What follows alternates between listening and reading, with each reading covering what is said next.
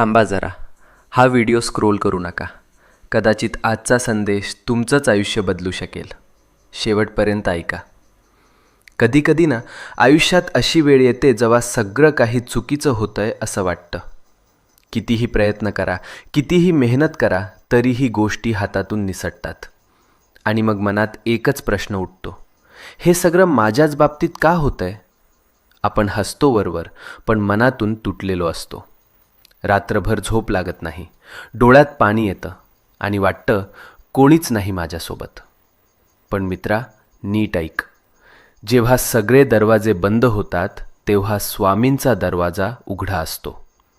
ही वेळ तुझी शिक्षा नाही, ही वेळ तुझी परीक्षा आहे.